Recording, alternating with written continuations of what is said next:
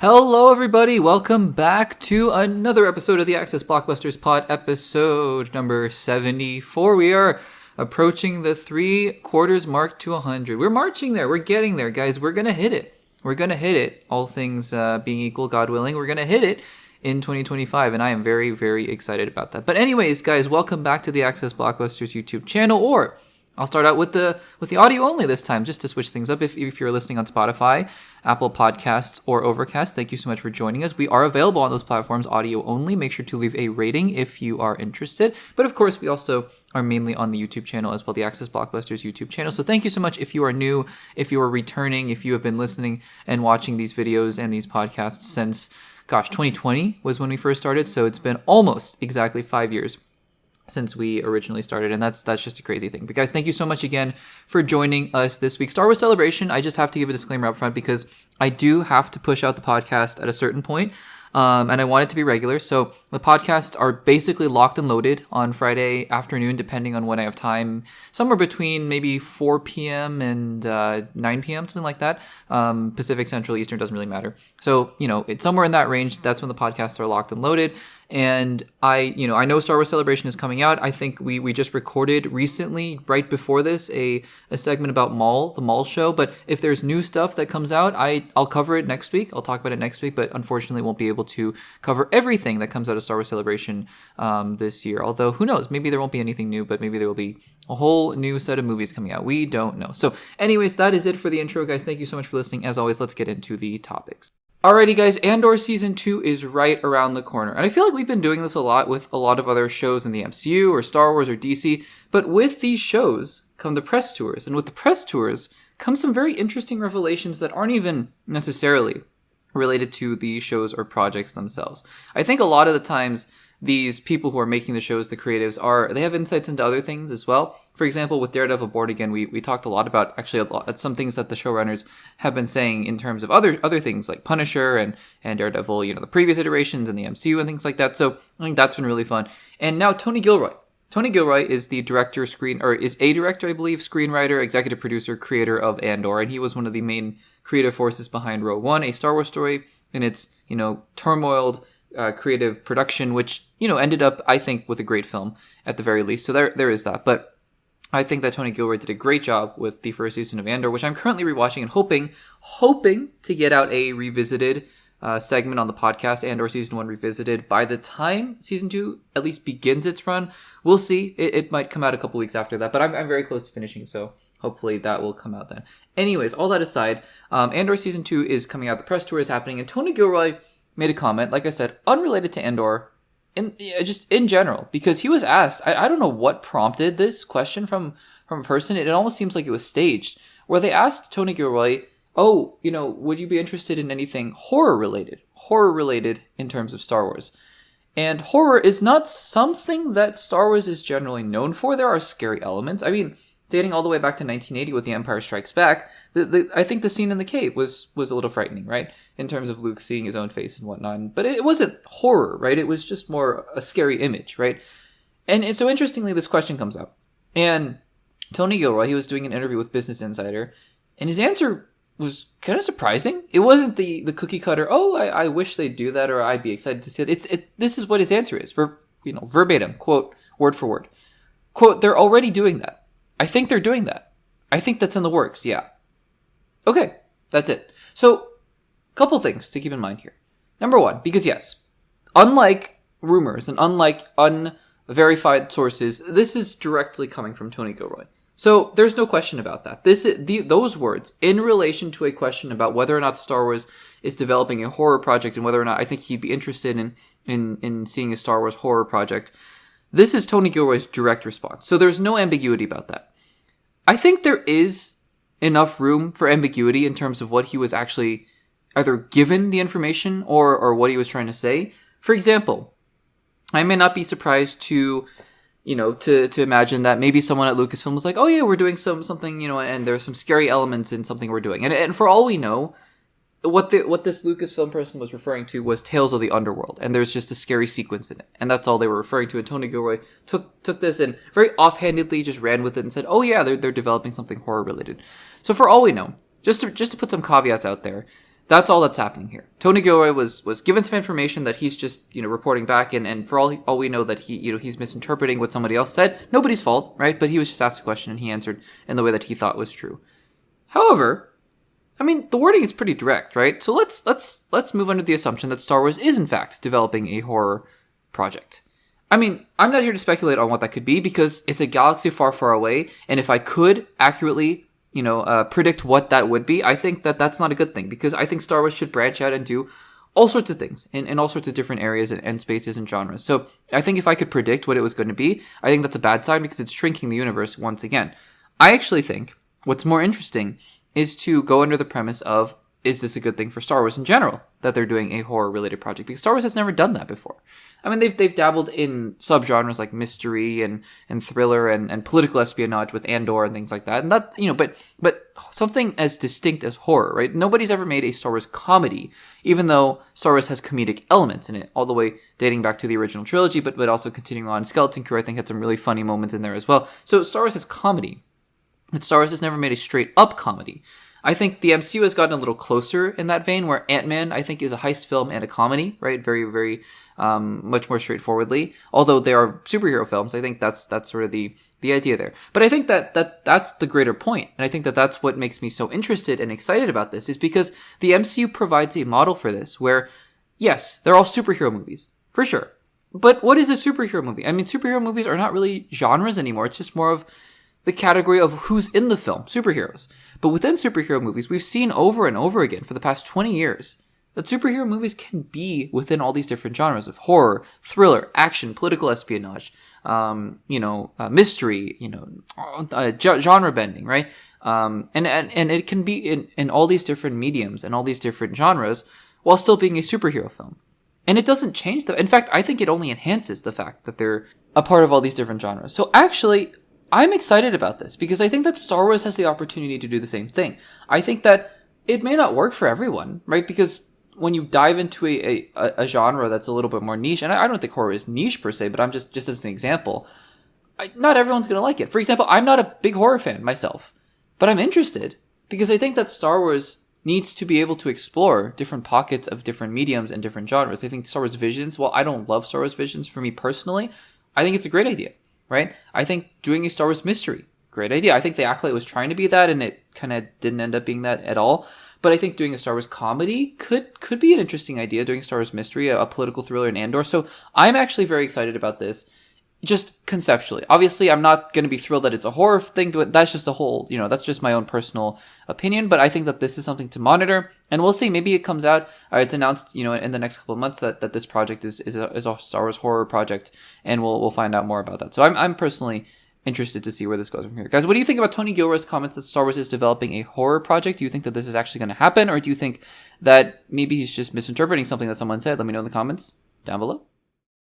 Alrighty guys, say what you will about the state of the MCU, but as we speak, Avengers Doomsday, that was a Freudian slip if I've ever seen one. Avengers Doomsday, one of the biggest and perhaps riskiest films that the MCU has ever done, especially given the precarious nature of everything going on with the MCU and how nothing's been going super swell for them. I mean, Daredevil Born Again is a big win. I think Captain America Brave New World, not as much. So, they haven't had that unmitigated streak of winning in a long while. But Avengers Doomsday represents what they're hoping will be the answer to get them back on track. And as we speak, Avengers Doomsday is either deep into pre-production, in fact, getting ready to film, or is filming. However, we don't know a whole lot about the story. In fact, it's interesting because we know very little about what this movie is going to be about. And that's honestly fine. I don't think we need to know with the movie being a year away. I think it's totally fine that we don't know. But the movie, I'm sure we'll get some more details and hear what the movie's story, right? Because we know Doctor Doom and we know the characters that are going to be in there, but we just don't know what's going to happen around it. But Anthony Mackie has decided to give us, I think, the most explicit information that we have had thus far in terms of what we can expect from the story of Avengers Doomsday. And it's interesting because I think that there are a couple of things that we might have guessed, and then there are other things that make me question, is that really the case? Or, what's going on here? So, this is what Anthony Mackie had to say in an exclusive interview with Collider, when he talked about the fact that they were So the interviewer was comparing Avengers and Avengers Doomsday to Avengers Infinity War and asking, well, is it going to be, similar in that regard? And Anthony Mackie said this. He said, quote, "You know what? I was really excited, man. It's one of those stories that really pushes the boundaries. And the cliffhanger at the end, the last moments of the film, it really builds and sets us up in a way for the continuation of the Marvel saga, which is really exciting." And I believe this quote was in direct answer to a question about reading the script for Avengers Doomsday. So that's one thing. But let's get to the other quote before we move on to our analysis and our thoughts. He says, quote, "You see these characters and you see how they're introduced and how they play in the universe moving forward, and no one is safe. Everyone is expendable." Okay. So some really interesting comments. Let's start out with the first one here. He's saying that Avengers Doomsday is going to have a cliffhanger. Now, that's something that we could have all guessed, right? If Avengers Doomsday ends and everyone's happy, it's like, the end of the first Avengers and they have shawarma and whatnot, even if it's like the end of Avengers Age of Ultron, where they're not, they've won and they're kind of suspecting some things are going on. I mean, I could see that, but more likely than not, especially because this is following the same release schedule of Avengers Infinity War and Avengers Endgame releasing a year apart. It was pretty clear. I think one of the biggest givens for Avengers Doomsday was that it was probably going to end, maybe not on an explicit loss, but the status quo was going to be very much changed in the MCU, and there was going to be some kind of cliffhanger. So I think that one's fairly obvious, and I think that, by him foreshadowing it, I don't think anyone had to say that for us to expect that a year in advance. I don't know. Maybe that was a little early for him to say that, but he says it pushes the boundaries. And the interesting thing about this quote in particular is that it really builds and sets us up for a way for the continuation of the Marvel saga. And that to me is more important, because we've gotten quotes from the Russo brothers recently where they've said Avengers Doomsday and Avengers Secret Wars are not an ending to the MCU, but rather a beginning. And the more I've thought about this, the more I'm beginning to view these two films as a transitionary set of films rather than a culmination, right? I mean, of course, you're going to have a ton of characters in there. But I think that truly, would it have been nice to have, the transition be as smooth as possible so that we could have another culmination right now? Sure. But I think it took a while, COVID and writer strikes and quality controls and Disney infighting. And we've gotten to the point now where I think we're finally getting to that transition point of the MCU. Is it too little, too late? I don't know. But I do think that that's what Anthony Mackie is alluding to, that this is going to be a transitionary point to push us to the next really exciting phase of the Marvel Cinematic Universe. And I think that that's exciting. That's exciting. And then, to get to his second quotes here, he says, "No one is safe. Everyone is expendable." Now, he might just be saying that, right? He might just be saying, oh, better watch out because Dr. Doom's coming after you. Or he might have legitimately read the script and seen a lot of characters dying that's unexpected. And he might be really trying to foreshadow that, yeah, there are going to be some characters that unexpectedly die. Maybe it's some of the OG Avengers. Maybe none of them make it out. Maybe Hulk, Thor, and Hawkeye, none of them make it out of the multiverse saga. I mean, they've lasted through basically from the start of the MCU. Maybe their time is over. Who knows, right? I wonder about this, right? Because he says no one is safe. I would suspect that he's pretty safe, right? Because I don't know if you'd want to kill off your new Captain America just like that after building up for a TV show and a movie. That seems a little weird to me.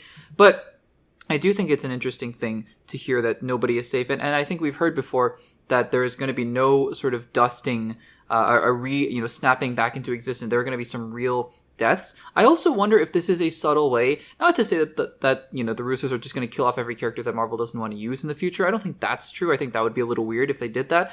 But I do wonder if this is going to be an opportunity to reset the amount of characters that we're following in the MCU moving forward. It could be, maybe, but I don't know. That feels a little callous to me, and we'll have to see how they handle that. So I think some really interesting quotes here from Anthony Mackie on the state of the future of the MCU and where we're going with Avengers Doomsday. I think that these two films more and more to me are revealing that these are going to be the bridge films to whatever comes next, mutants, cosmic, whatever that might be. So guys, what do you think of the comments that Anthony Mackie has made about Avengers Doomsday after reading the script? Let me know in the comments down below.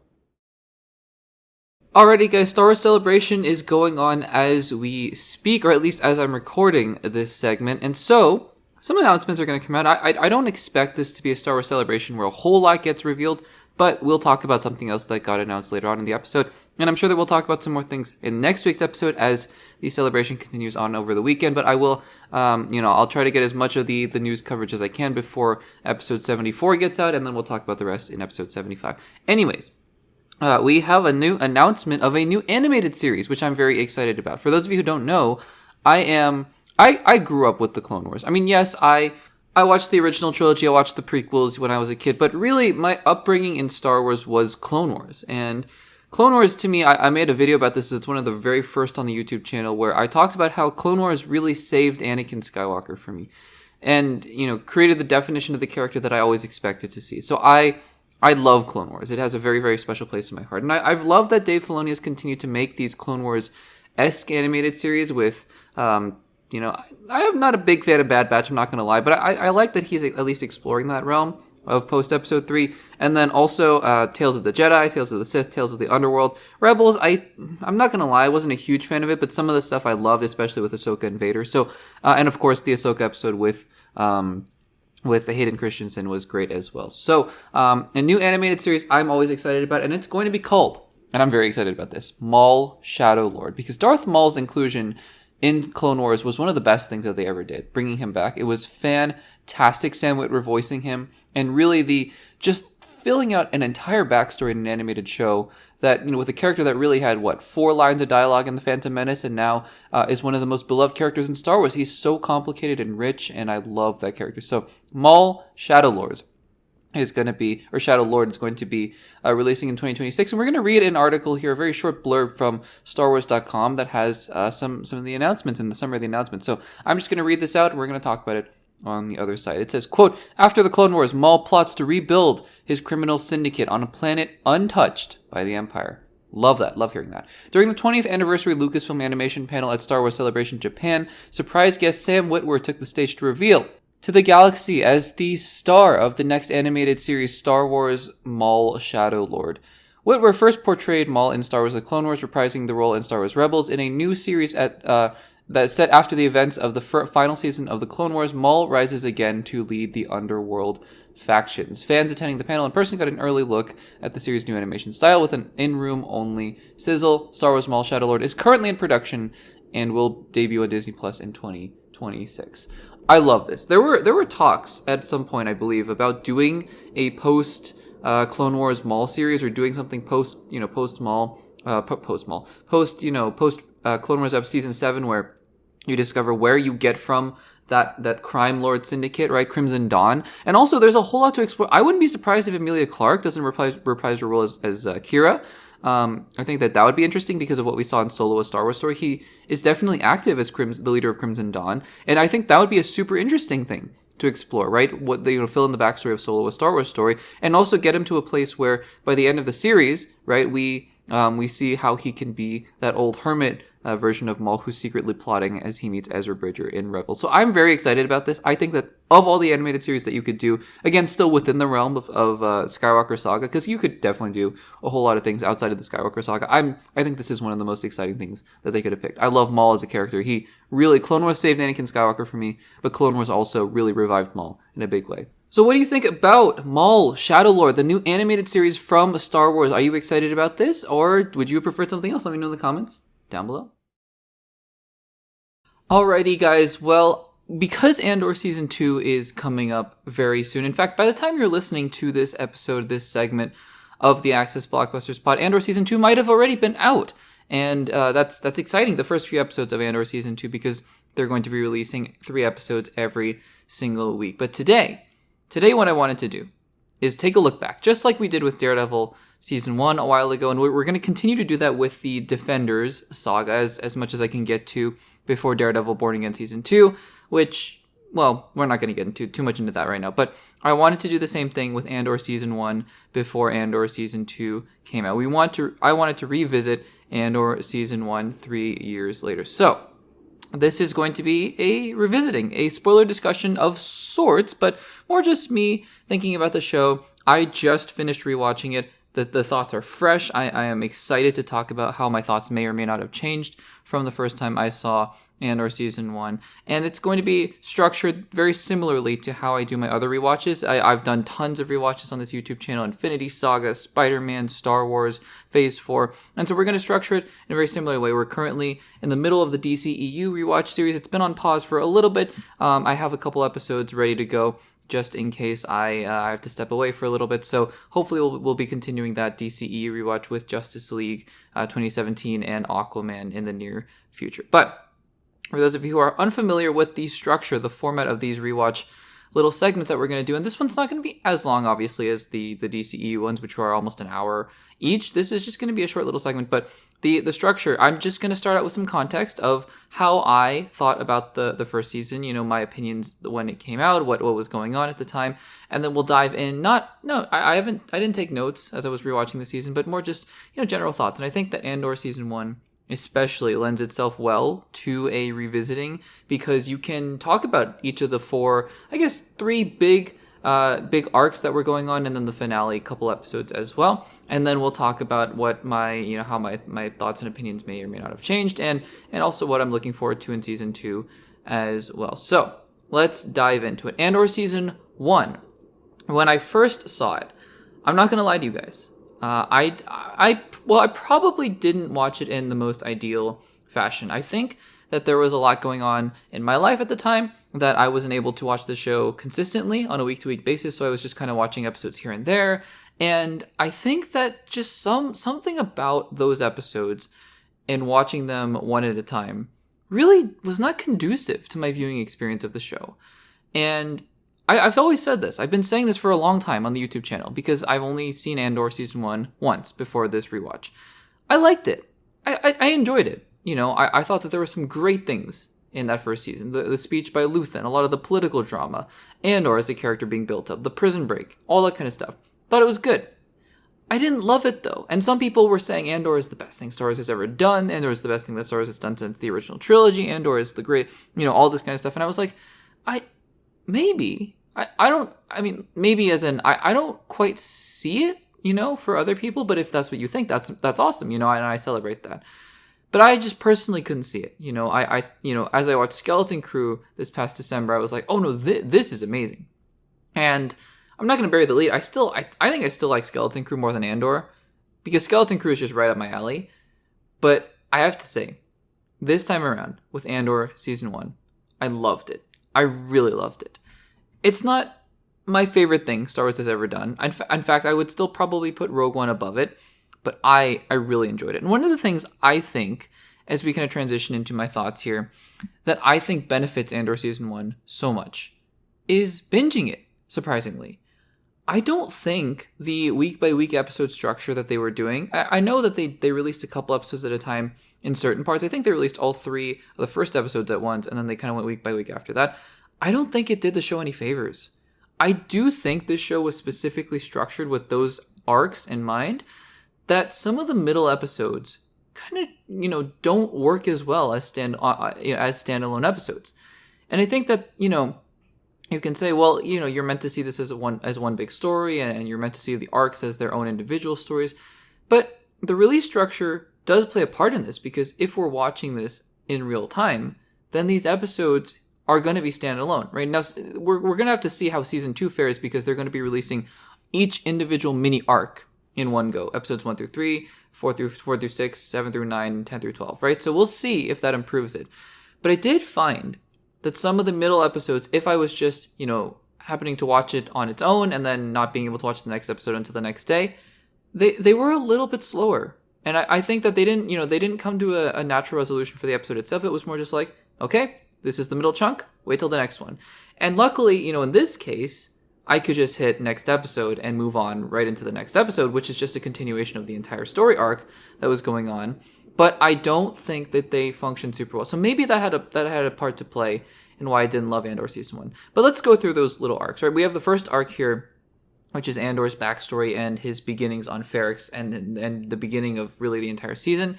And then we have the second arc, which is on Aldhani. The third arc, which is it starts with an N, Nakima or something, 5, the prison planet, so the prison breakout arc that goes from episodes, I guess 7 through 10, right? 7 through 10, because 10 is the prison break episode.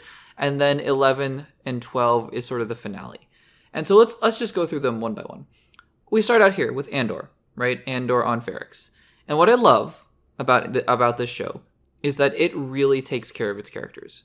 Andor is a fully fleshed out 3-dimensional character. I'm not gonna lie. I think that parts of his backstory on he was pretending to be Kanari. I forget. Was it Kanari? I don't remember what his home planet was called. But I'm not gonna lie. His backstory with his sister and his original people and Marva rescuing him or taking him, because that's up for debate. But I don't think that part was super interesting to me, quite honestly. And I know that a couple times throughout the season, his sister is brought up. I don't know, frankly, if his sister is going to be a big plot point in season 2. I suspect that she'll come up again. Maybe she'll even be a part of one of the story arcs in season 2. But I didn't find that quite as interesting. So, that was one part of the first little arc that I thought wasn't as compelling as the rest of the show. That being said, I love all the characters. Bix is great. B, the droid, great. Marva, amazing. She's awesome. And all the other characters that we get to meet throughout the first 3 episodes, really setting the stage for what I think is, a really natural transition, because we see Andor. He's very, he doesn't necessarily have a moral code per se, but he's not a bad person. He's just sort of looking out for himself and Marva. And so he's not like Han Solo in that sense, right? He's not the same as that. But he definitely is on the fence, right? He's just looking out for himself in a world where the Empire has been taking over. And then you see him come face to face with Stellan Skarsgård. Say that 10 times fast. Stellan Skarsgård's Luthen. And Luthen, offers him the chance to join the fledgling rebellion, right? And says, don't you want to be part of something greater? And so we kick off the series from there. So I really thought the first 3 episodes were great because it showed that, Andor, like, who is this guy? Where is he from? Ferrex, right? Ferrex becomes just as much of a character as anyone else in this entire series, which I think is a great thing, right? The groundedness of this show as well. I think that, you don't have to have lightsabers for it to feel like Star Wars, because it's not like Tony Gilroy came in, Tony Gilroy being the showrunner of Andor, and he said, I'm just going to do my own random sci-fi thing, and just made something completely outside of Star Wars. There are parts that you don't feel like you're quite in Star Wars per se, but there are always little things here and there that remind you you're on Star Wars. Coruscant is so true to what Coruscant was, right? There are even little mentions of, Canto Bight, the stormtrooper outfits, the TIE fight. Like, it's so clearly Star Wars, but it's shown from a different perspective of war and political drama and espionage, and I love that. So that's the first arc. Second arc here on Aldhani is actually, I will say, I did love the prison break arc. So I'll say Prison Break is probably my favorite arc, but this one, it really was strong because you get to meet all these characters, right? You have Val and Cinta and Skis, Eben Moss Bacharach. This cast is crazy names. Eben Moss Bacharach. I didn't know he was in Andor. I at the time when I watched Andor season 1, I didn't know who Eben Moss Bacharach was, and now obviously he's going to be the Thing in Fantastic Four First Steps. He was also in The Bear, so good to see him. I just completely forgot about the fact that he was in the show. But again, really executing the heist here, right, in this chunk, and I think that it shows the relationships between the characters being tested. We also, on the other side of of the galaxy, we get to see Coruscant and Mon Mothma, and I think that if you had told me, pitched me on paper, right, Andor season 1 is going to deal with Mon Mothma, of course, trying to finance the rebellion and figure out her financial problems. Okay, pause. That on its own, on paper, I would have been like, yeah, sure, we'll see how that goes. And then the other big thing, her other big story arc in season 1 is her marital problems. I would have been like, yeah, okay, let's see how that goes. Mon Mothma is probably one of the strongest characters in this entire show. Her the tense relationship between her and her husband is really compelling, actually, and her daughter as well. And that ties into, of course, the money problems at the end because of the whole betrothal system that goes on in from the planet that she's from. And obviously Val is her cousin as well. So that, that plays a big part into, again, just the relationship with her and the rebellion, her and Luthen, her and Tay, I believe, the guy who's helping her with her money, her role in the Senate. I think in Andor Season 2's trailer, we get to see her in the Senate, having a big scene there, and I think that that's going to play a big role. So Mon Mothma and everything that's happening on Coruscant, and also with Luthen, the double-sided nature of Luthen, being able to slip into that character on Coruscant so quickly.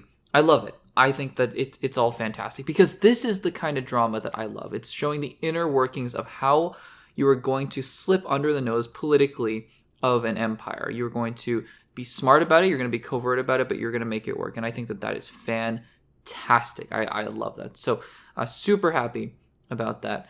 Super happy about that arc. But anyways, back on Aldhani, right? I love how it continues to build. Like I said, the middle episode, it's not like you don't remember it as the middle episode if you think about the whole arc. But if you were watching it week by week, and I don't remember exactly how frequently these episodes came out, like whether it was one at a time, but I believe it was. And again, the middle episodes are just not meant to be viewed on their own. That's my belief, based on what I was seeing there. So, and I love obviously the eye at the end as well, and the manifesto that gets reread at the end of the series. Prison Break, though, episode 7 through 10 is my favorite arc of the show. Andy Serkis is phenomenal as Kino Loy. He is fantastic. And this is truly the turning point for Andor, because even at the end of Aldhani, Andor is like, I get it, I see what this is all about, but I just want out. I just want the money, and I just want out. But here, right, he's really starting to think, we need to break out because the Empire is oppressive. We're not going to get out of this jail, and we need to do it. And the Prison Break episode, I will say, because I'm not going to say Andor is the best thing Star Wars has ever done. The Prison Break episode 10, is probably one of the best things that Star Wars has ever done.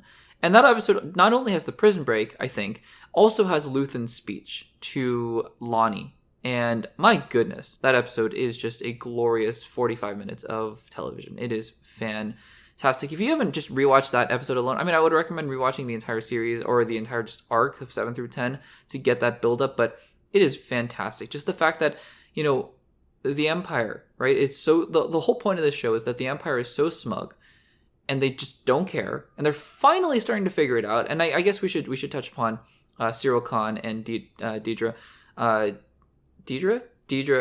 Miro. Cyril is such a weird character, such a creepy character. I honestly don't hate him or anything like that. I just think I find him really strange, and I'm sure that we're supposed to find him very strange. I just don't quite know what his relationship with Deidre is supposed to be, and what it's going to turn into in season 2. It's very weird. It's almost romantic in a weird sense, but it's this weird stalkerish infatuation. I don't know. I don't love it. I do love the stuff with Deidre Mira, though, where she's really trying to go after Andor and I think make a name for herself as well in the ISB, and all the inner workings of the Empire, also super interesting as well. So those two characters will definitely play a part in season 2. But yeah, the Prison Break episode, really fantastic. Now, I will say, I think the last couple episodes are perhaps not my favorite of the whole series. I'm not going to say that they're bad by any means. I like what they're going for, especially in episode 12, where you get to see the rebellion, like a mini rebellion, play out, and you get to see Marva's words inspire the rebellion. I will say, episode 12, perhaps not my favorite episode of the series, because it just felt kind of... not anticlimactic, that's the wrong word, because a lot of stuff happens, right? People are fighting and overtaking the stormtroopers, and Bix and Andor escape, and you get to, again, it's the culmination of Ferrix, right? It just, it felt like at certain points a lot of just fighting and hand-to-hand fighting, which again I think is understandable. And also the parade at the beginning as well, and Luthen's just kind of watching. But I do love the ending, right? Andor, it's finally, after everything Andor has seen, he's like, take me in. I want to join the rebellion. So, look, I don't think this is my favorite thing Star Wars has done, like I said many times throughout this rewatch, but it is truly this rewatch. And this is why I do this, guys. Seriously, people ask me, friends ask me, like, why would you rewatch things? This is why.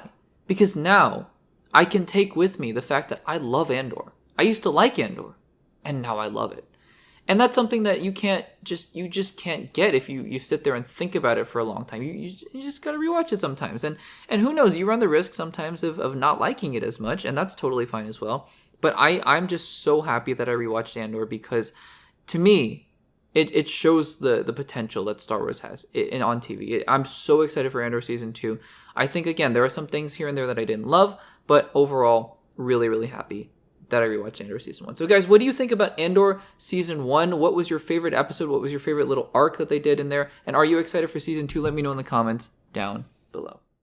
Alrighty guys, originally I was not going to talk about this because it just didn't seem that interesting to me, but then, as you might be able to tell by the headline of this segment, things started to take a little bit of a turn. There are twists and turns everywhere in this story. Not really. I mean, it's sort of a simple thing, but I thought it was interesting, right? So we're one level removed from me going, I don't know if I wanted to make a segment about this too. I think there's enough here that's interesting to talk about. So let's talk about the fact that Mikey Madison was not only eyed for a Star Wars role, but was offered a Star Wars role in the new Shawn Levy Star Wars movie, and she turned it down.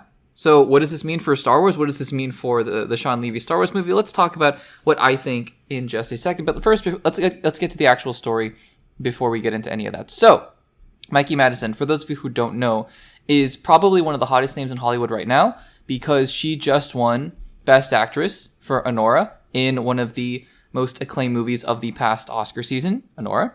And I mean, she is probably one of the most popular names in the industry right now, just because of her performance in that movie. Now, me personally, I thought she did a good job, but I would not have given her Best Actress if I were the one awarding these awards, but I'm not, so here we are. And I thought she did a good job. So, would I have been excited to see her in any movie? Sure. I would have been very excited to see what she had to do next in a role. Specifically, a role that's a little bit different than Anora, right? Because she's done stuff before Anora. I believe she was in Once Upon a Time in Hollywood. I believe her and Margaret Qualley were as well together. But Margaret Qualley, I think Qualley. But I'd like to see her in something that's a little bit different. I don't care what that different is from Anora, just different. And I think that's not hard to do, obviously, because Anora is a very particular role. So, that's just something that I would have wanted to see. And so Star Wars was not something that immediately came to mind. There have been a lot of rumors that she's being eyed for a role in the MCU, and we'll see where that comes into fruition, whether or not that happens. But Star Wars was not something that I was thinking about. So the other day, right, and this is when I was thinking, oh, well, I may monitor this, but I may not make a segment about this. Jeff Snyder, who, like we've been talking about, is sometimes right, sometimes wrong. In this case, he actually was proven quite right. Put out a statement or an article saying that Mikey Madison is being offered a role in the Shawn Levy Star Wars movie. And I was like, okay, gonna file that away, and we'll think about that later. And then, about a day later, Variety. Now, Variety is, like I said, one of the sources that is the most reputable in Hollywood. So if Variety says something as a scoop or a story, it's most likely going to be true. Variety says, I'm reading from this article directly, Mikey Madison passes on Shawn Levy's Star Wars movie with Ryan Gosling. Let's read a little bit from the article just so we can get some context here. So starting out the article, quote, Mikey Madison won't journey into a galaxy far, far away for her first project after picking up the Best Actress Oscar. Sources tell Variety that Madison was offered a role in the new an untitled Star Wars movie directed by Deadpool and Wolverine filmmaker Shawn Levy, but conversations have since ended with the Anora star passing on the part. As previously reported, screenwriter Jonathan Tropper, who wrote This Is Where I Leave You and The Adam Project, I think The Adam Project was directed by Shawn Levy, has been writing the screenplay for the film, which will star Ryan Gosling. Levy, who will join the rarefied club of directors who have worked on both Canadian movie stars named Ryan. This is all just Variety talking. Ryan, because obviously Ryan Reynolds is one of the main collaborators with Shawn Levy. But anyways, the Variety article goes on to say the quote, the movie is set to be a standalone project that isn't connected with the Skywalker saga, which concluded in 2019 with The Rise of Skywalker. All other plot details are encased in carbonite, haha, funny, for the foreseeable future. So, anyways, all of this to say that Mikey Madison was in conversations to join this Star Wars movie, but she turned it down. What does this mean for the film? Honestly, a whole lot of nothing. Does this mean that the part is so bad and the movie is so bad that Mikey Madison herself would look on this with such disdain? No, absolutely not. Does this mean that Mikey Madison probably has her sights on something else, probably a little less out of the range of genre film, like comic book movie films or Star Wars films? Probably. Very likely what's true. But I don't think that this really means that, the film is doomed and everything like that. I think this means that they really want good talent. Ryan Gosling is an Oscar-nominated actor. I don't think he's won yet. I might be wrong, but he has definitely been nominated for Oscars. And Mikey Madison is obviously, like I said, one of the most popular names in Hollywood right now. So I think that the fact that Shawn Levy and co. have their sights set on a really talented actress is a good thing, because it shows that they're committed to getting good talent for the role. I don't see much in the fact that Mikey Madison turned it down just because she has her pick of whatever she wants to do next. And if it's not Star Wars, if she's just not interested in Star Wars, it's not Star Wars. And that's totally fine. So I'm going to monitor this, again, continue to monitor this with some curiosity. But I think that this is encouraging, actually, that they are going after such high talent. What do you guys think of the news that Mikey Madison was offered a role in the Shawn Levy Star Wars film but turned it down? Let me know in the comments down below. Alrighty, guys. Well, we are circling around Avengers Doomsday. It is beginning to film somewhat soon. I think, actually, by the time you were listening to this podcast, they might even be filming. And with all that comes your typical set photo, quote-unquote, leaks and your fake or real Doctor Doom pictures that have been circulating around the internet, which, to be fair, I mean, I don't know. I don't think any of us knows if those are actually real, from what I understand, and I'm not really going to comment on them. The only time I commented on those leaked, quote-unquote, leaked concept art images was just to talk about the fact that we don't even know if they're real or not. So we'll save all that once we actually get a good look, an official good look, whether it's in concept art or an actual set photo that is real and not, not super ambiguous. We'll talk about it at that point in time. But anyways, Avengers Doomsday aside, one of the big questions that we've been thinking about in terms of the MCU moving forward is actually not related to Doctor Doom or any of the main Avengers, although he is a main Avenger, but the question of where Spider-Man fits into Avengers Doomsday, because we know that Tom Holland is officially going to be in Spider-Man 4, Spider-Man Brand New Day, which is going to be releasing just after Avengers Doomsday. In fact, only 2 months after Avengers Doomsday, you will be getting Spider-Man Brand New Day. So that's exciting. But the question is, where is Spider-Man Brand New Day going to take place? When in the timeline? And where is Spider-Man going to show up? Because we know, we've gotten confirmation from Kevin Feige that he said that the rest of the Avengers Doomsday cast will be coming, and that the chair announcement was not the full announcement for Avengers Doomsday. So that's a confirmation, right? We all kind of knew that, I think. At least I really, if that was the full cast for Avengers Doomsday, I would have been stunned. And sure enough, I think that we're still waiting on your Hulks and your Hawkeyes and all of those other characters. So we'll see when that comes into play. But Spider-Man, arguably Spider-Man is one of the most, if not the most important characters in the entire Marvel universe, the MCU.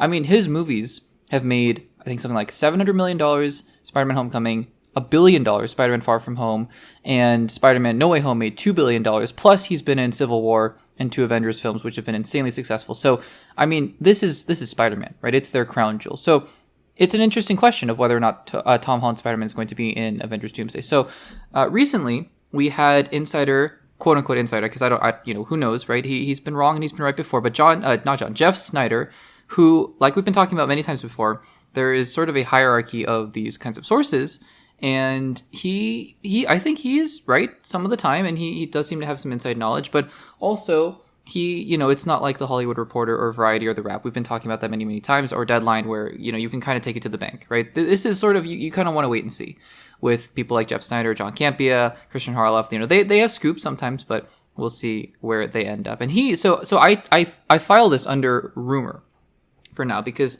he claims that it's from a source that he trusts, and I don't doubt it, but we're just going to file this under rumor because of we just don't know. But I think it's interesting to talk about, because I think the possibilities that what he has to say opens up are interesting. So this is what he had to say regarding when Spider-Man Brand New Day takes place in the MCU timeline.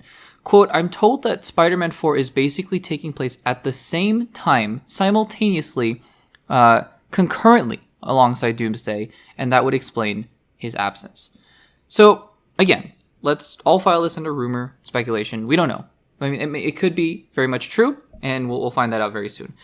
There are a couple things, though, if we operate under the assumption that this is true, there are a couple really interesting things in here that I wanted to touch on. First of all, the fact that Spider-Man 4 will take place concurrently during Avengers Doomsday. So, a few weeks ago, or at least maybe a couple weeks ago, when we talked about Spider-Man Brand New Day and the title reveal, I said at the time that I think there is a decent bit that you can glean from the title. And I think that this actually backs it up, because I think with a title like Spider-Man Brand New Day, which is directly adapted from, or not directly, but taking the title directly from the comic book run, which comes after Spider-Man One More Day, which is the plot where he has the world's memory wiped of who he is, and then Brand New Day explores those ramifications. And in the CinemaCon panel, Tom Holland talked about the fact that this is going to be picking up directly from the cliffhanger at the end of No Way Home. So my suggestion from that was that this is definitely not going to be either feeling the consequences of Doomsday, or it's going to be taking place before Doomsday. But my argument there was that this is not going to be on Battleworld. Spider-Man 4 is not going to be on Battleworld. And I think this, if this is true from Jeff Snyder, this backs it up. But the other thing that's interesting here is that Jeff Snyder seems to think he's going to be completely absent from Doomsday. Because again, I mean, if Spider-Man 4 is taking place around the same time as Doomsday, sure, it would make sense that he isn't really a part of Doomsday, but even a small part, right? He could show up, like, Spider-Man 4 taking place, let's just say it's happening, and at the same time Doctor Doom is in Latveria doing something. You could still have Avengers Doomsday come out, Spider-Man be a part of it, and so then Doomsday's story wraps up, and then you watch Spider-Man 4 and you kind of see how pieces fit together, right? How things were happening in the background of Doomsday that you didn't really know. So it wasn't a guarantee, even if Spider-Man 4 took place at the same time as Doomsday, it wasn't a guarantee that he wouldn't show up in Doomsday. Here's an interesting thing about this, though. Arguably, Spider-Man, like I said, is their most valuable character. And while I'm not going to say that not having Spider-Man in Doomsday is going to completely cripple the film, because I don't think that's true. I think that it's going to significantly hurt it. And I think it's a sacrifice that they must have been willing to make based on whatever Tom Holland's schedule was and whatever they thought the story of Doomsday could be without Spider-Man, because to me, right, you can take out Thor and it's going to hurt, right? You can take out Hulk and maybe it's going to hurt a little bit. You can take out a couple other characters. You could take out Ant-Man and you might feel a dent in the tens of millions. You take out Spider-Man from Avengers Doomsday and you might be losing, no joke, hundreds of millions of dollars, because the appeal of a character like Spider-Man, especially at a time when the MCU is very fractured and people who are not as tuned into the MCU are really not paying attention anymore, if they see a trailer and they see Spider-Man in it, I would guarantee that the amount of people going to see Doomsday is significantly higher, and not just in small amounts. And they have to have known this, right? If this is the move that they're going with. And maybe this is just something they could not move around. Maybe they said, we have to film Doomsday now. Tom Holland says, I have to film the Odyssey now. Compromise, we're going to make Spider-Man 4. Maybe that's how it went.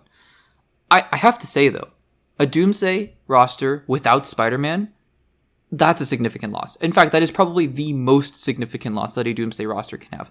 Again, I'm not saying that Spider-Man 4 or Avengers Doomsday is doomed, no pun intended. I don't think so. But I do think that it's going to be interesting to see how interested people are. Because, yeah, I mean, sure, people are going to be interested if Thor appears in the trailer, if and when Thor appears in the trailer, and if and when Ant-Man appears in the trailer, and maybe if and when the Thunderbolts appear in the trailer, I don't know, or Sam Wilson, right? But Spider-Man, it's different. So we'll have to see about this. Again, we're going to file this under rumor for now, but we'll monitor this, and we'll talk about this more if it becomes true, because I think it has a lot of really interesting potential ramifications for the future of Doomsday and Spider-Man Brand New Day. So, guys, what do you think about the report or rumor that Spider-Man is not going to appear in Avengers Doomsday, and that Spider-Man 4 Brand New Day will be taking place at the same time in the MCU timeline as Avengers Doomsday? Let me know in the comments down below. Alright guys, this is it. Andor Season 2 is upon us. I am so excited. I'm even more excited because I just recently, or I hope that by the time you're listening to this, I just recently finished Andor Season 1, doing a rewatch, and it was, look, I've always said on the YouTube channel, I've been pretty consistent about this because I haven't seen Andor Season 1 since it originally came out. And I've been pretty consistent about saying that while I didn't love Andor, I liked it. I thought it was okay. And I don't know. Again, I'm recording these podcast segments out of order because, well, you can go check out other segments I've done about how I podcast. But if you are listening to the podcast and you do see that I did post a segment in this podcast episode about Andor Season 1, then that means I finished it and I was able to get a segment out by the time this episode is coming out. So that is a good thing. Anyways, all that aside, I have been rewatching Andor and I gotta say, my mind has been changed. I'll dive more into that as I do my revisiting of Andor Season 1, hopefully ahead of Season 2 or just right as Season 2 is kicking off, but I was blown away. A big part of why I think I really liked Andor Season 1 a lot more this time, though, is because, I mean, I think the situation in which I was watching Season 1 was a little disjointed. I remember maybe I was traveling a little bit or here and there, not able to watch the episodes as they came out, and I think also binging this show is much better, honestly. And we'll talk about that in just a second as I get to my hopes and predictions for Season 2. So I've been doing this for a lot of big shows and big movies coming up. Not every single one, but for most of the big ones, because I think it's fun to think about what I'm really excited about, what I'm hoping for, hoping will come to fruition in terms of these upcoming projects. And I think that it's good to hope. It's good to have expectations. And even though Sometimes these movies and shows don't always meet our expectations in the ways that we hope. I think that it's still really good to just think about what we would think of as a success. So I'm excited. This is my hopes and predictions for Andor season 2. I'm going to list out first my hopes. I have 3 hopes here. And I have 2 predictions. And honestly, I'll get to my predictions at the end. But I think predictions are a little hard for this series just because it's a show where we know exactly where it's going to end up. But I have 2, I guess one story-related prediction and the one a little bit that's outside of the box. So we'll get to that at the end. So first of all, hopes. And what I define as hopes, as I always like to say, is if these things happen, it's not guaranteeing success for Andor season 2 in my mind, but it is I think putting it on a path where I would say it's going to be very hard to disappoint me if these things don't happen. So number 1, the middle episodes aren't the weakest. That is my hope, number 1, for Andor season 2. The reason I say this is because I felt this the first time as episodes were coming out bit by bit. And I felt it again this time around on my rewatch, even though I really liked it. And I think that binging it again was a big part of why I think that Andor season 1 resonated with me a lot more, because you can kind of see the whole picture of the story and each individual story arc, the first 3 episodes, the next 3 episodes, the next 4-ish episodes, and then the final 2-ish episodes, right? Those are the story arcs. But to me, the middle episodes in those individual story arcs, so episode, I would say 2, 5, 8, 9-ish, and then I guess the last couple were the finale, I think felt a little slow and a little bit, weak to me. I think it was fine because I could hit next episode on all of these, and I'm hoping that it's fine in this release strategy because they're releasing all 3 episodes of each little mini arc, right? Because what we've been told is that Andor season 2's story is going to be divided up into 4 years. So episodes 1 through 3 is 1 year, and then episodes 4 through 6 is another year, 7 through 9, and then 10 through 12 is going to lead right up to Rogue One, And so I'm hoping that by doing this, it's going to be a little bit better, that the middle episodes aren't going to drag the show down a lot. And I'm not saying that the middle episodes in season 1 drag the show down. I just think that they weren't the strongest out of all the episodes. So I'm hoping that this will be less of a problem here. Hope number 2 is relating to that. And I really hope the time jumps work. I trust Tony Gilroy, who is the showrunner of Andor, and he's been a master at executing his vision for what this show is going to be, a political espionage thriller leading to what the rebellion eventually becomes. I think it's awesome what he's been able to do. However, I was a little skeptical, I'm not going to lie, when they announced that Andor Season 2 is going to be divided up into 4 years and every 3 episodes is going to jump a year in advance, leading right up to Rogue One, like I mentioned. And I think that it's an interesting concept. It's not one that you see often. I think one of the things about Andor Season 1 that we like so much, at least for me, is that while there are mini arcs, they all feel like they're connecting to one another very linearly. So this is a little bit of a different approach. And I'm not saying inherently it can't work. That's not at all what I'm saying. I'm just saying I haven't seen it work. And conceptually, when I try to wrap my head around how they're going to pull this off, again, having only seen the trailer, so not really knowing what's going to happen in that regard, I don't see a clean way in. But again, that might just be me. I don't know. I totally am willing to be proven wrong, because I would love to be proven wrong, because I would love to see that Andor Season 2 works even better with these time jumps, and I think that would be great for all of us. So I'm just curious about this, but I'm really hoping that these time jumps really work out well. And the third hope I have for Andor Season 2 is that we're not gonna, I hope we don't get too far into the Rogue One territory. And for those of you who are already writing in the comments saying, oh, you hate Rogue One, that's weird. Why? I don't. I love Rogue One. In fact, I might even love Rogue One more than most. I think Rogue One is my second favorite Star Wars movie of all time. I love it. Everything I've seen in the trailer, though, I loved. I love everything I see in the trailer. But to me, it does feel a little reminiscent of Rogue One. And really what put me over the edge in that regard, right? It wasn't Krennic necessarily, because I think Krennic is a part of the story, right? So good, we have Krennic. It's not, even if, and we'll talk about this in just a second, it's not if, Darth Vader shows up. I think that still makes some sense, right? Even though I doubt it. Again, get to that in a second. It's not even K2SO, because I think K2SO, we need to know how Andor and K2SO met up. It's pretty crucial, right? Based on where they start out the film, the Rogue One film. But really what put me over the edge in this regard and made me a little bit nervous was the explicit shots of the Death Star. And the fact that the trailers were focusing so much on the Death Star. I know, right, how important the Death Star is to this part of Star Wars history. I don't know if I need to have a rehashing of another, the super weapon's coming, what are we going to do? Because Rogue One was so interesting because it was about getting the plans leading up right up to A New Hope. And I think it was really good in that regard. But then to see it again and know, okay, so we're leading up to Rogue One, which is leading up to A New Hope, and it's about the Death Star, but we all know the Death Star is really scary, and it's a big weapon, and we saw a hint of it, obviously, in Season 1 when they were building that, the parts for the Death Star in the prison. I don't know if I'd love to see the whole season revolving around the Death Star again. I think that feels a little too reminiscent of Rogue One, in my opinion, which, again, I love Rogue One. I love Tony Gilroy. I love Andor Season 1 now. I'm hoping that maybe we get a little bit just deeper into the inner workings of the rebellion, more so than the weapon of the Death Star is all. So that's just a hope for me. And getting to my predictions, I alluded to this just now. Prediction number 1, I do not think Darth Vader is going to show up in the show.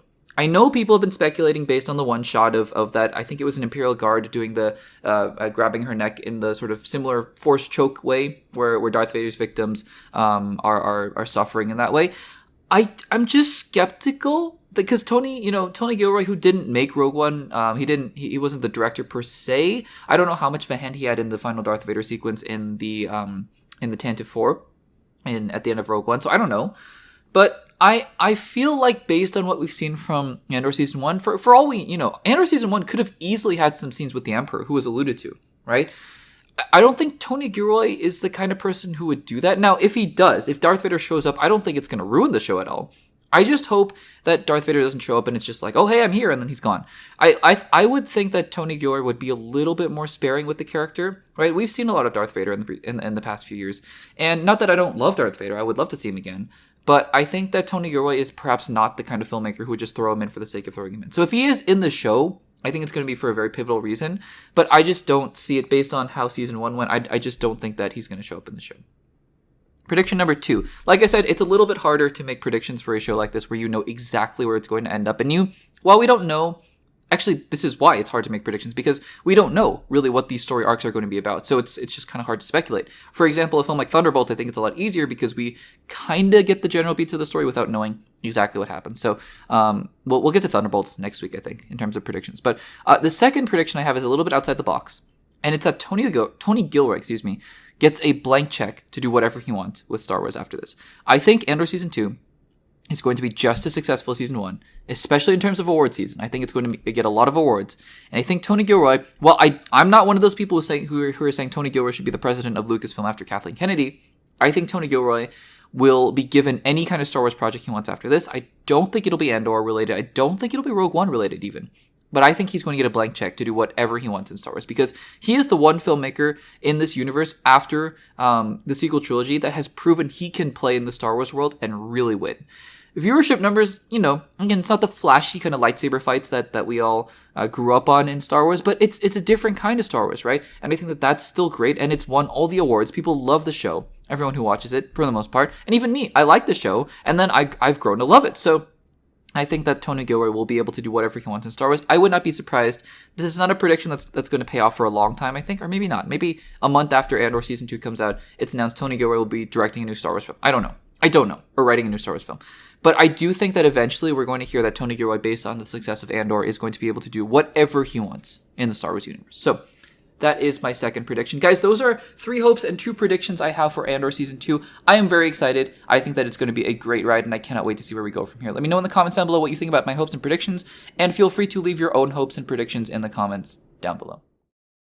Alrighty, guys, not only do we have Andor Season 2 to look forward to, not only have we just wrapped up Daredevil Born Again Season 1, but we are in the thick of things. We have just begun The Last of Us Season 2. This is going to be a full spoiler discussion for episode number 1 of Season 2 of The Last of Us. If you have not seen Season 2, Episode 1 of The Last of Us, no worries. Just make sure to save this podcast for later, and we will always be here whenever you are ready, so no worries about that. Just come back once you have seen the episodes, and if you don't care about spoilers, then welcome. And if you've seen the episode, let's get into it. So The Last of Us, for some quick context, I have not played the video games, first of all. I should clarify that. And I have no interest in not necessarily playing the video games, but just knowing the story at this point. Because, sure, I mean, I'm generally not a big video game person. I grew up more playing Nintendo games than PC games, to be quite honest with you. But at this point, because I loved the first season so much, I just am not interested in playing the games because I just want to know what happens to the story as it unfolds on TV. So I am honestly in a position now where I don't think I will be playing the games because, and I'm trying to avoid as much of the future story as I possibly can, because I am just excited to see how it unfolds. And I know there are adaptations that they're going to be making with this show. Of course there are, but I'm also just really curious to see after the fact, because that was one of the best parts of the season that came before season 1, where was that you could, you watched season 1, and as somebody who hadn't played the games, I was able to dive in afterwards and see, oh, this is what people really liked who had, did play the games. This is what people, thought about the adaptations from the game. And mostly it seemed very positive. It seemed like people really liked it. And so I'm very excited about season 2. And I really liked season 1. Again, it had all the signature drama that you expect. It had a lot of tension, obviously, from the infected, and just the stakes, right? Of it's a zombie apocalypse. Sure, you've seen that before, but it was shot so well. It was told so well. I was so on board, and Joel and Ellie obviously were carrying that first season for me. So I was very excited for season 2. And now diving into season 2, I mean, we've done some quick trailer thoughts of the first couple trailers, but obviously Abby was a character that was going to be introduced, and I don't know a whole lot about her.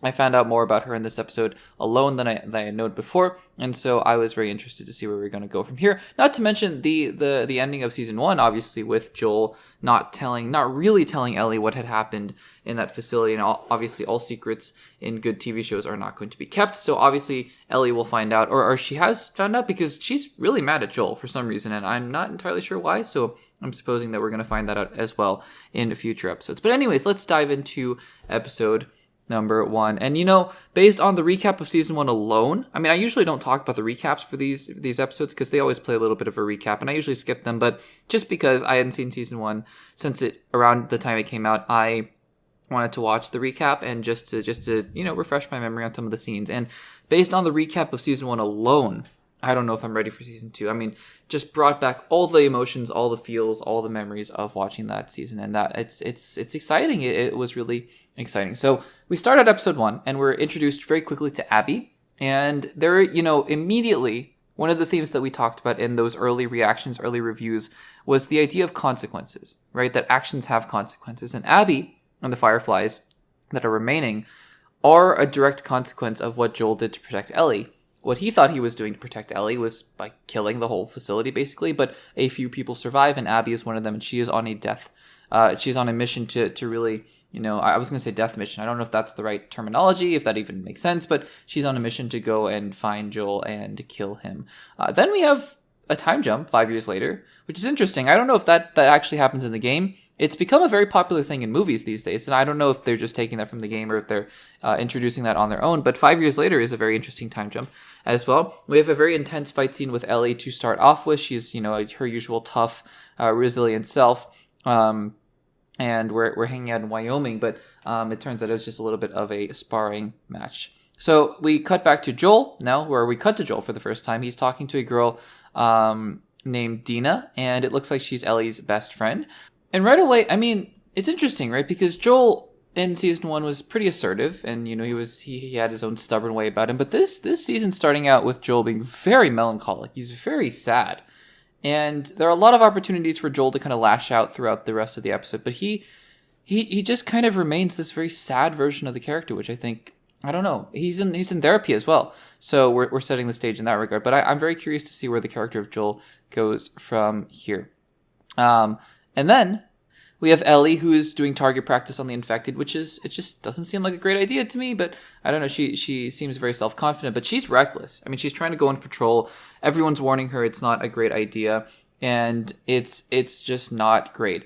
I think that all these things come back to bite her. She gets bitten later, and we know that she's immune from the original infected, but I'm very curious to see if this bite has anything negative going on later on in the show, in the season, but we'll just have to see about that. Joel, we cut back to Joel, and we're talking, Joel's talking with Tommy, I believe, and he's talking about the fact that there's this dilemma of how many, how do you decide how many people to let in, right? Because at a certain point, the people within the boundaries are going to be, they're going to lack resources if you keep letting people in, but you can't just leave people out there to starve and to be infected. So it's a really interesting conundrum, and I love that this show is not afraid to dive deep into those conundrums. I think I forget the character's name, but she says something to Joel, and she's like, you were a refugee once too.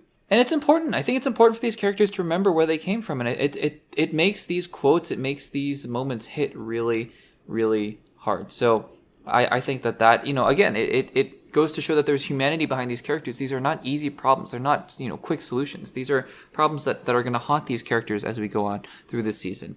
We then get to meet Gale, who is played by Catherine O'Hara. She is a therapist, and it is her first birthday without her husband in 41 years. Apparently, Joel did something to kill her. So again, consequences, right? Consequences. And Pedro Pascal and Catherine O'Hara, their face acting alone in that therapy scene is just amazing. I mean, the performances that we get from the actors in these scenes is just phenomenal. I'm just so impressed, so incredibly impressed. So then we spend most of the rest of the episode with Ellie, and she is just being so reckless. She and Dina are going to this infected site, and they run off as, I don't know, as one does, I suppose. And it's not a great idea, because then, of course, there's this, they fight an infected, and Ellie takes the infected down. So that seems pretty easy. The infected, by the way, I have to say, they could look so goofy, but the way that they're shot, the sound design as well, from the noises that they make, are so well done.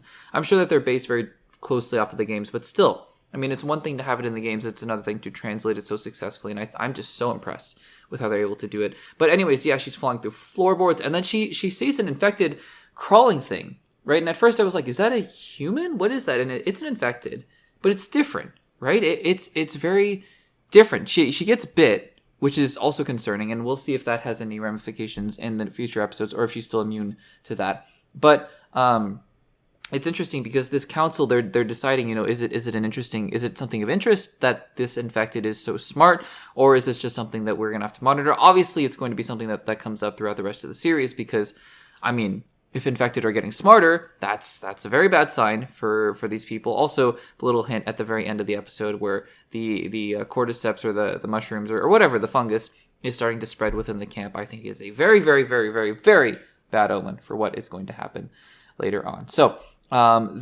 it's New Year's, and so there's a little bit of a party going on. Ellie goes outside, and she and Dina, starting to fall in love, share a little bit of a kiss. But then Joel, because some guy tries to insult them, and then Joel steps in, and Ellie is so done with Joel. And that's really the interesting thing about this first episode to me, is Ellie and Joel, right? Because they're separated for most of the episode, and every time they're in a scene together, I mean, you can just feel the tension in that scene earlier where Joel goes into the garage to get the guitar. And you can just tell he wants to say so much, and Ellie wants to say so much.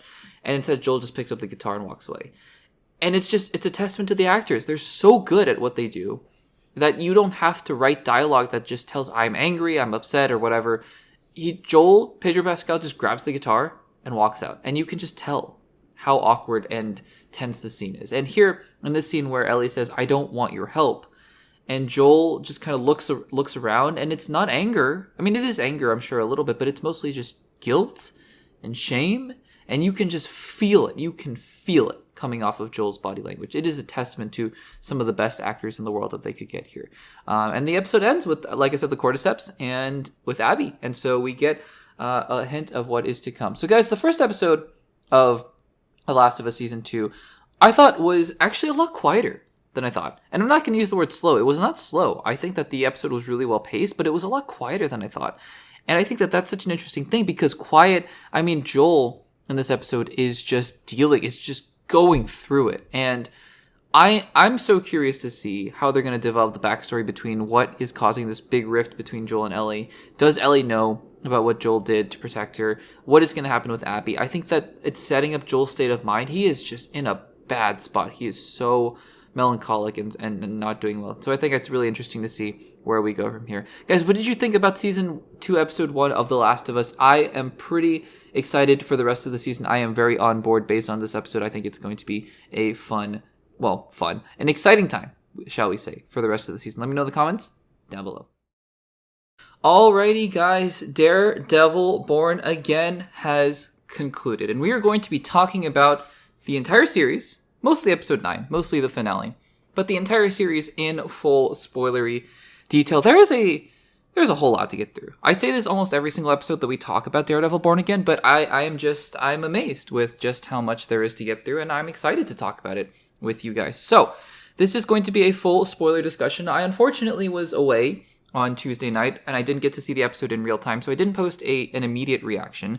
But I am back, of course, to do a full spoiler discussion, as per usual, for Daredevil Born Again, as we conclude this. And we look forward to more spoiler discussions, of course, with The Last of Us Season 2 and Andor Season 2 coming up. So, anyways, that's just me stalling.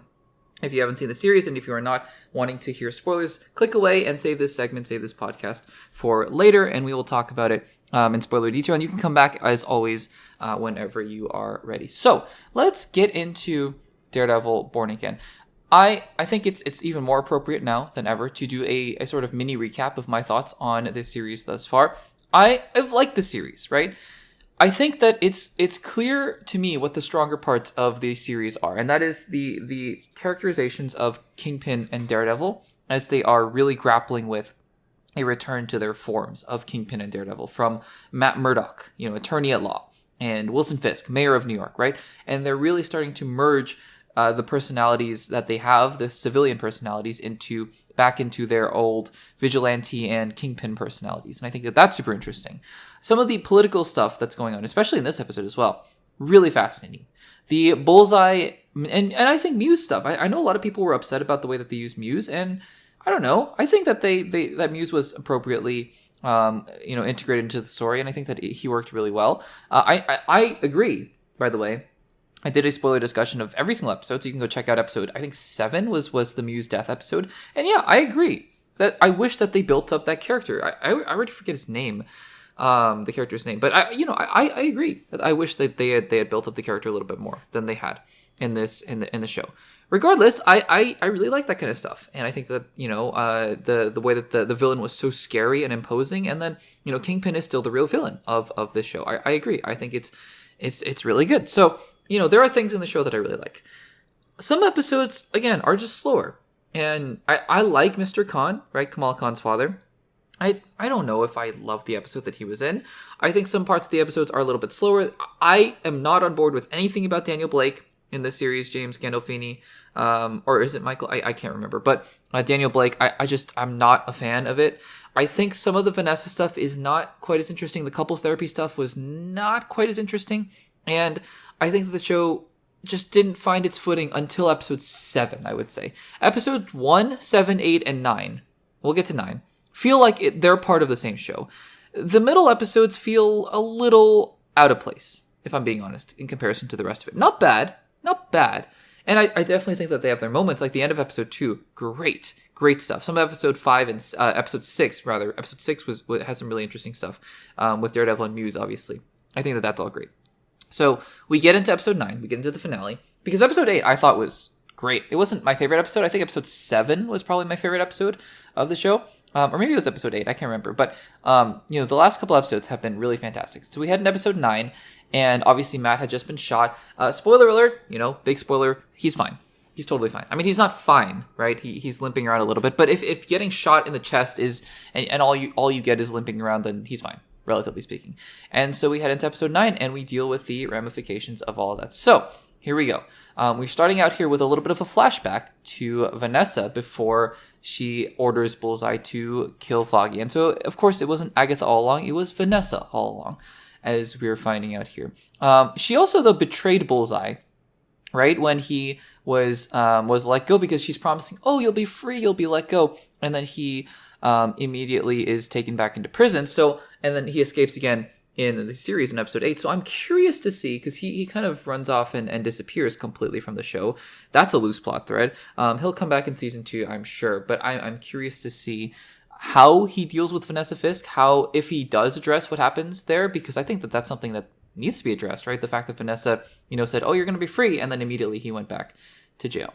So Matt is also in a hospital at this point, and he's waking up, and he says Karen's name instead of Heather, which is a big clue as to the character that's going to be appearing later on in the episode, Karen, obviously.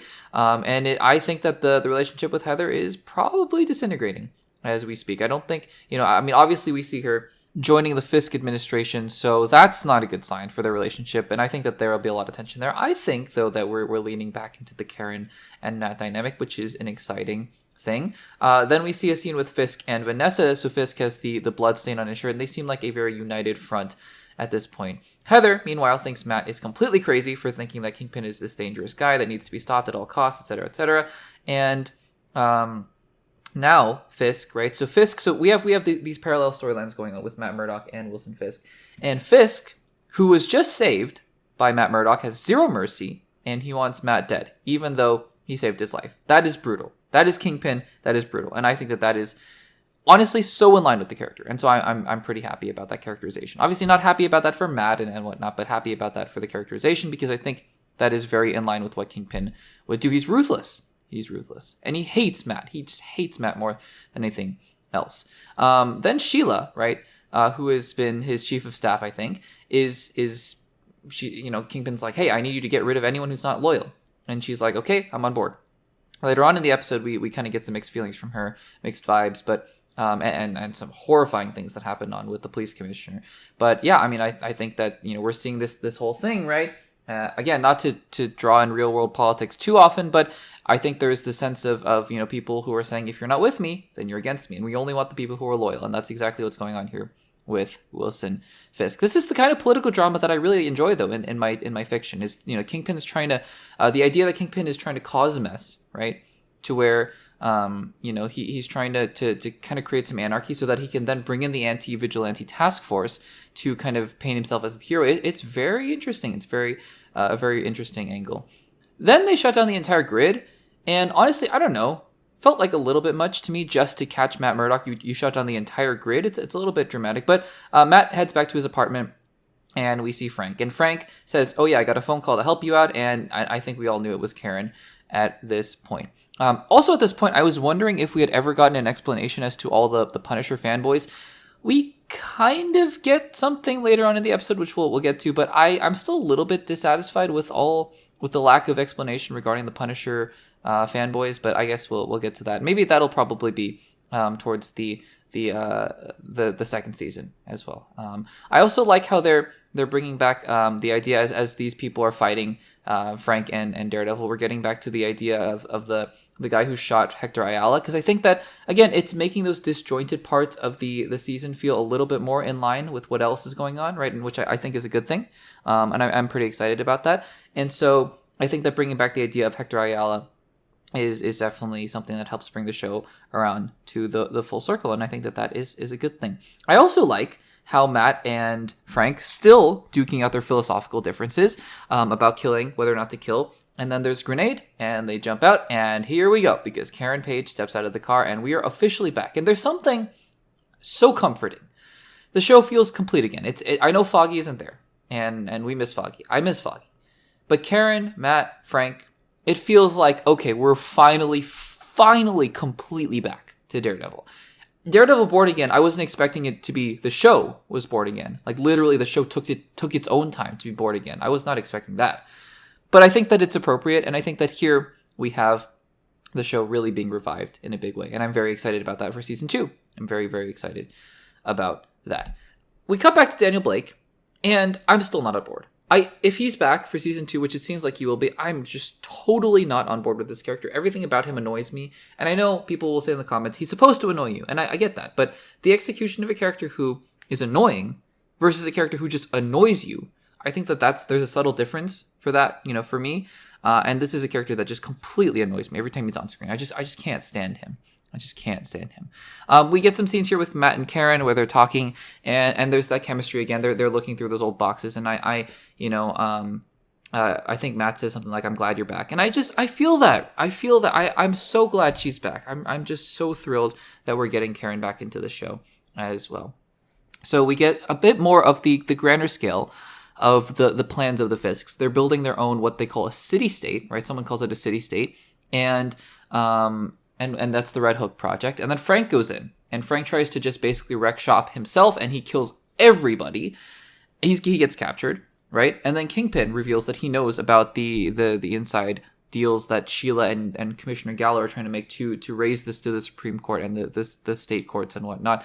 And I think that it's interesting, right? Because this whole Red Hook idea kind of came in a little bit late for me. So again, it's all about these things of I wish they got a little bit more build up, because Red Hook seems like it's going to be a very prominent part of whatever's next in season 2. But for right now, it just feels a little bit unfinished. finished. The Punisher fanboys, we finally get to see them, get to meet Frank, and they just kind of beat him up, and they don't kill him. They just take him to Kingpin, so there is that. And then Commissioner Gallo has his head exploded. And that's all I'm going to say about that, because that's crazy. And so the show kind of just ends right there. And I don't know. I mean, Daredevil just kind of, I think the scene where Daredevil and Karen, right, Daredevil's about to go in and just take down the whole thing. And Karen's like, no, you can't do that. I mean, I agree. He had just gotten shot. So, of course, he can't do that, right? Physically. But then the show just kind of cuts away. And Daredevil's at Josie's and he's like, we need an army. And that's just kind of it. And so to me, the episode was building quite well. And I was really on board.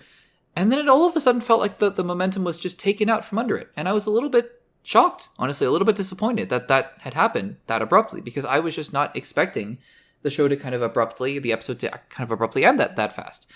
And I know there's going to be season 2, but to me, it doesn't feel like they really completed the show. It was almost like, oh, gotcha. And now wait for things to get crazy in season 2.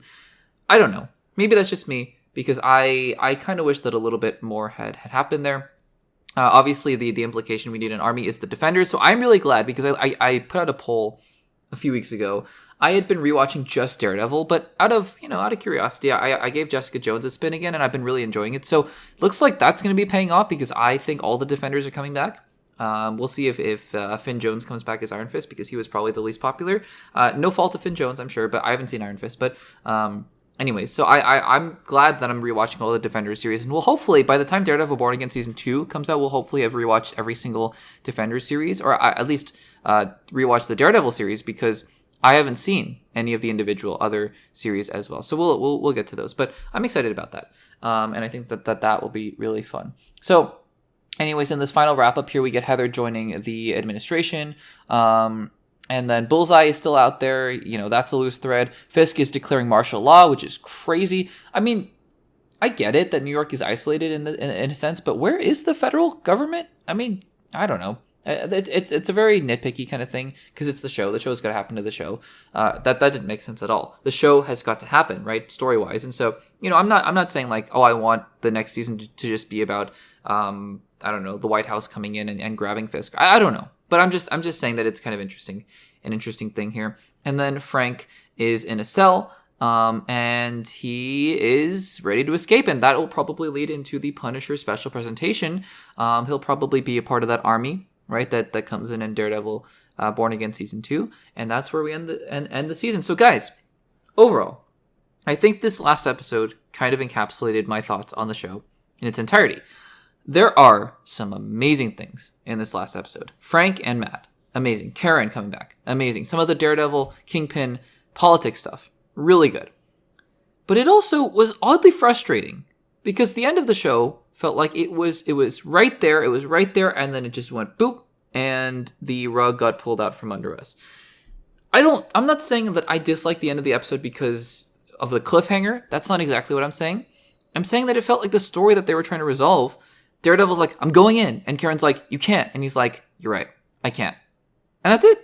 And I don't know. Maybe I'm the only one who feels like that was a little bit dissatisfying, especially in the context of the rest of the show, which just felt like it was pretty up and down for the most part with again, really high highs. I said it before, and some low lows, right? Some of the scenes in episode 5 for me stick out like a sore thumb. Not good. The Irish gang, not great.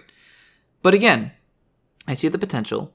I love the potential. Charlie Cox is still amazing. Vincent D'Onofrio is still amazing. Deborah Ann Woll, great. John Bernthal, great. You got some interesting supporting characters that are new, that should play a big role. Not a big fan of Gandolfini, but still, I think that there are a lot of great and interesting ways. And most of all, you see the direction of Fisk really just grabbing power and not letting go.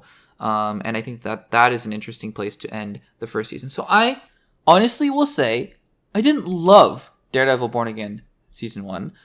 I liked it, I am so excited for season 2. That is where I am officially, that's not that's not the right word, but that's where I'm ultimately, there you go. That's where I'm ultimately going to land with this first season of Daredevil Born Again. And if you'd like to hear some of my more in-depth thoughts on any of the other episodes, feel free to check out all the other spoiler discussions, because we have done spoiler discussions for every single other episode of Daredevil Born Again. So you can go check out those videos. But guys, let me know in the comments, what did you think about Daredevil Born Again Season 1? Are you excited for Season 2? And how does this season compare to the other 3 seasons of Daredevil? Let me know in the comments down below. Alrighty guys, well, earlier on in the podcast we talked about Mikey Madison reportedly turning down a role in the new Ryan Gosling Star Wars movie. And as Star Wars Celebration is kicking off, and we'll have more to talk about it next episode, I am sure, with more announcements coming over the weekend. But Star Wars Celebration brings with it some announcements, and it is the official confirmation of what this Ryan Gosling movie is going to be called, and a little bit about what it's going to be about. So this is official confirmation that the Ryan Gosling Star Wars movie directed by Shawn Levy is going to be called Star Wars Starfighter. There was a video game of the same name released a while ago, and so I don't think based on the comments that this is going to have any relation to that video game, but you never know, right? I actually don't know what the video game is about. I haven't played it myself. This is all just breaking news and I'm just reacting to it. But what I wanted to do actually is I was looking for sources to talk about the details about what's going on with this film. And so I went online, I looked at, Star Wars Starfighter, and StarWars.com actually released an article. And so this is, it's about as official can get, right? StarWars.com, for Star Wars news. And this article, it doesn't have a whole lot, right? It doesn't have a whole lot. But what it has there is actually quite interesting, because it's officially from Star Wars, one would think. It's the StarWars.com team. I don't know how affiliated they are with Lucasfilm, but it's interesting. So let me just read this entire article. It's very short. It's 5, short or 3 paragraphs, basically in 2 sentences. So this is what it says. And this is the official announcement, by the way. Quote, Ryan Gosling is joining the Star Wars galaxy in a new film directed by Shawn Levy. Levy, who recently directed and produced Marvel's hit Deadpool and Wolverine, made a surprise appearance during the Mandalorian and Grogu panel today, joining Lucasfilm President Kathleen Kennedy and Chief Creative Officer Dave Filoni on stage to confirm his project for the live audience at Star Wars Celebration Japan. One of the several theatrical productions, this is really important, I think, or this is really interesting. One of the several theatrical projects still in development from Lucasfilm, including films by Sharmeen Obaid-Chinoy. I'm so sorry, I butchered that name. She's the one who's directing the Rey Skywalker movie, or the Dawn of the Jedi movie, or whatever it's called, or the New Jedi Order movie, whatever it's called. James Mangold, Taika Waititi, a new trilogy by Simon Kinberg, Levy's film Star Wars Starfighter will star Gosling and go into production starting this fall. Set approximately 5 years after the events of Star Wars The Rise of Skywalker, Gosling will play a brand new character teased by the actor's appearance on stage. Star Wars Starfighter arrives in theaters on Memorial Day, May 2027. Okay, so look, there's not a whole lot to go off of for the actual film. Couple important announcements about the film itself. It's going to be 5 years after The Rise of Skywalker, so we know a placement in time. It's going to be brand new characters. It's going to have a lot of heart, is what I read in other articles. It's starring Ryan Gosling, directed by Shawn Levy, and Mikey Madison at one point was going to be in the film, or it was being eyed to be in the film, and she isn't anymore. So that's what we know about this film. What's interesting, though, is this article confirms all the other projects that are still in development. It's not, maybe the Rey Skywalker movie and the James Mangold movie, not as surprising, right? We knew those films were in development, along with Mandalorian and Grogu, which is coming out next May 2026, I believe. What is surprising is their confirmation of a couple other projects that I thought were kind of dead in the water, and there are still way more projects of Star Wars that were kind of announced around the same time that actually have died. The Kevin Feige Waldron project, right? Michael Waldron project, that's gone. Right, but that was announced after the Taika Waititi project, and that's nowhere to be seen. So they are confirming, or at least whoever is writing this article is confirming Taika Waititi's project and the Simon Kinberg trilogy. Remember that? We talked about that maybe 3 or 4 months ago, that Simon Kinberg was developing a Star Wars trilogy. And so those two, I guess, series of projects are being confirmed again, as at least being in development. Now, what that actually means, whether or not those will actually happen, who knows? But I just think it's interesting. Anyway, Star Wars Starfighter, yeah, I am enthused. I'm excited about the idea, because I think Shawn Levy's sensibilities play really well into Star Wars from what I've seen from Deadpool and Wolverine, of course, but also Stranger Things. He's directed some of the most phenomenal episodes of recent Stranger Things that I can remember. He's an executive producer of that show, and it's one of my favorite shows. And I think that he has a great sense of adventure and fun. And I think right? If you can make a film that's in the vein of a Skeleton Crew, for example, just brand new characters, Galaxy Far, Far Away, Starfighter looks like it's going to be about a pilot. Just do something fun in the Star Wars universe. And that was what Skeleton Crew was for me. Well, yes, it's still tied back to the lore in a certain way, for sure. But I think that's what this film has the potential to be. And I am actually quite excited about it. So guys, what do you think about the announcement of Star Wars Starfighter? We knew that John Levy and Ryan Gosling were making a Star Wars movie. We just didn't know what it was. And now we have some more details. Star Wars Starfighter, May 2027. Let me know in the comments down below. Alrighty, second trailer for Fantastic Four First Steps. It has been released. It was released on Thursday, April 17th, and we are here to talk about my thoughts on the second trailer for the newest MCU film, or, the one that's coming after Thunderbolts. And there is a lot riding on these two films, because I'm not going to even say at this point, I think Marvel really needs to nail those two films and Avengers Doomsday for us to really get back on board. I think if that happens, I think there will be some genuine excitement coming out of people from the MCU. If a couple of those are shaky and Avengers Doomsday is fine, I think we're just going to kind of be back in this malaise of, things are hit and miss, whatever, and we go from there. So I think that Thunderbolts, which I'm excited about, and Fantastic Four First Steps, I'm excited about, need to really hit. And so we've gotten a second trailer for Fantastic Four First Steps. Now, just to quickly recap my thoughts for the first little trailer, I don't know if it was a teaser, but the first trailer, I really enjoyed it. I thought, okay, how are we going to make this work? Because I see Matt Shakman doing his Matt Shakman thing with, he must have learned a lot from WandaVision with Jack Schaefer. And he's a good director. He's a really good director. That, we're going back to this retro style, right? Being able to capture this retro 1960s futuristic vision. Just kind of like how he was able to capture all those sitcom era stylistic choices from WandaVision, right? So I was interested in that. I saw the vision. I think it was unique rather than just having these characters pop up in the MCU. I think that was super interesting, right? So I was on board with that.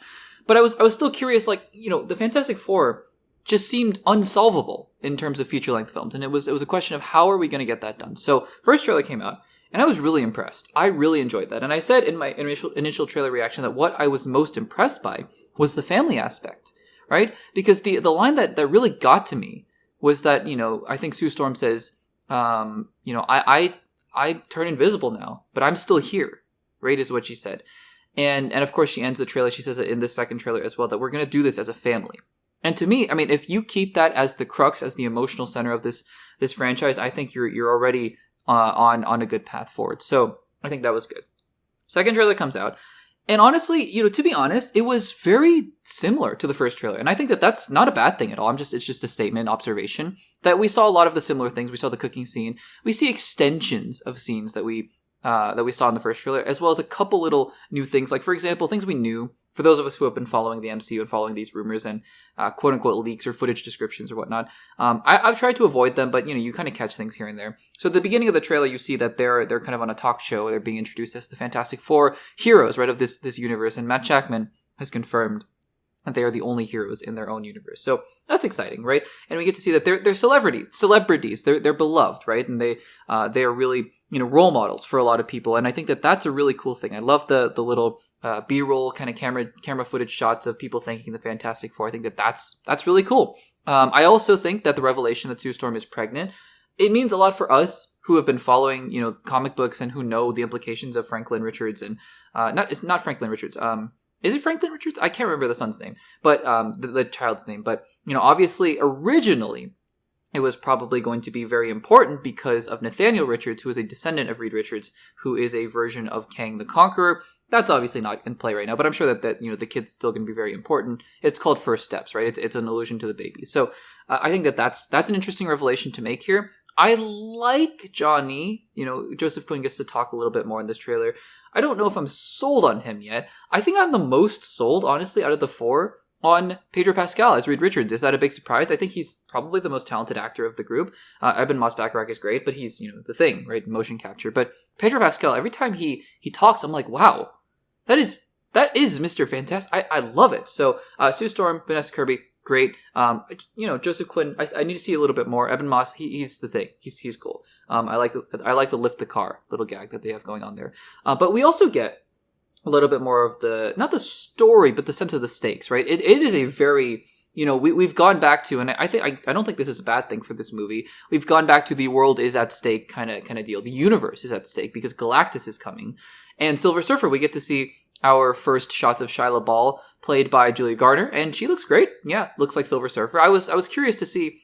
Silver Surfer is such an iconic design, and I don't know if you could change it that much. It's just a person painted silver, basically riding a surfboard. I don't know how else you're going to change that. And sure enough, that's exactly what she is. So I think that's totally fine. And I think that I love the shots where Joseph Quinn's Human Torch is flying into space and trying to grab the surfboard and gets kicked off. I think again, a lot of the things that I'm seeing in this trailer are really good. We see Mr. Fantastic stretching for the first time. Looks good. Looks really good. So I'm excited. I will say all of these things came together in the trailer package, and it's not my favorite trailer of all time. And I'm just talking as, a combination of trailer as an art form, right? A combination of all these things to come together as a trailer, because I do believe that trailers in themselves can be little mini pieces of art. And I enjoyed the trailer, but it wasn't my favorite thing of all time. I don't think that this really raised the ceiling for me in terms of how excited I am. But I will say, it continues to get me excited. It didn't do anything to dissuade me, right? It's not like the Minecraft movie where somehow, inexplicably, the trailers somehow became worse and worse and worse to me. I still, as a side note, I'm still considering watching the movie. We'll have to see if that happens. But, based on the viral reaction from the movie, that's a whole other topic of conversation. But I'm very, very excited for Fantastic Four First Steps. We should, of course, end this segment by talking about Galactus stomping around. And look, on the one hand, I think there's a sense in which this movie could be very goofy, right? Because, giant Galactus with, giant guy just walking around like the BFG from Roald Dahl and just hanging out with a big thing on his head.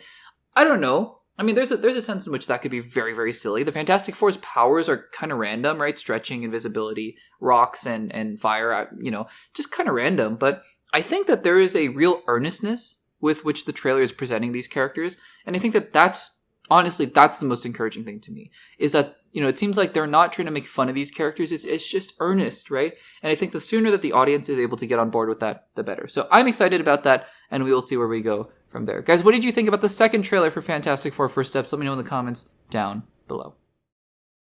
And everyone, that will do it for this episode of the Access Blockbusters Pod. Thank you so much, as always, for joining us. If you are interested in more content, we have weekly podcasts coming out every single, well, that's what a weekly podcast is, I suppose. Podcasts coming out every single week from the Access Blockbusters YouTube channel. We are continuing to head towards 2,000 subscribers. I would love to get there in the next couple months. Maybe 2,000 subscribers by, I don't know, what's a good mark? Maybe by the time Wicked Part 2 comes out. That'd be great. That'd be fun. Anyways, guys, that's all aside. I'm super thankful for you guys, for the community that we've built here, and for all of you who are deciding to take some time out of your day to listen. So thank you so much for all of that, guys. Thank you so much for listening. Make sure to subscribe on the YouTube channel, rate on the audio-only platform, Spotify, Apple Podcasts, and Overcast. And that will do it for me, and I will see you guys in the next one.